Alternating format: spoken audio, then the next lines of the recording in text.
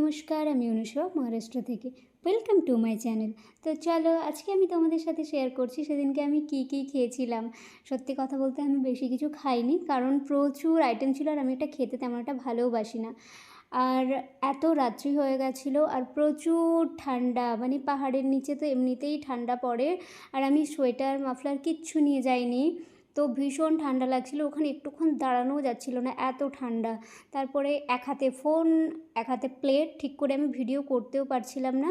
তারপরে আমি এই খাবারগুলোই নিয়েছিলাম, একটু নুডলস নিয়েছি, একটু মাঞ্চুরিয়ান নিয়েছি, একটু চিলি গার্লিক পনির নিয়েছি, আর কিছু একটা কোপ্তা ছিল, আমি ভুলে গেছি এই মুহূর্তে, আর গাজরের হালুয়া ছিল, আরও প্রচুর আইটেম ছিল। স্টার্টার কাউন্টারে তো আমি ঢুকিইনি। খাবারগুলো ভীষণ টেস্টি ছিল, কিন্তু খাবারগুলো ঠান্ডা হয়ে গেছিলো, কারণ আমরা অনেক দেরি করে গিয়েছিলাম, তো খাবারগুলো ঠান্ডা হয়ে গেছিলো। ওখানে তো চুল্লি জ্বলছিল, কিন্তু তাও আমার যেন খাবারগুলো ঠান্ডা লাগছিলো, কিন্তু টেস্ট ভীষণ ভীষণ সুন্দর ছিল। তারপরে আমি তো ওগুলো শেষ করতে পারিনি, ওইটুকু একটু একটু করেই খেয়েছি। আর আমার সাথে একজন ম্যাম ছিলেন, উনি এই সমস্ত খাবার নিয়েছিলেন। আমার ব্রেড পছন্দ নয়, সে কারণে আমি এই সমস্ত কিছুই নিইনি। তারপরে হঠাৎ করে দেখলাম প্রচুর ভিড় একটা জায়গায়, ওখানে এসে দেখলাম আইসক্রিম স্টল।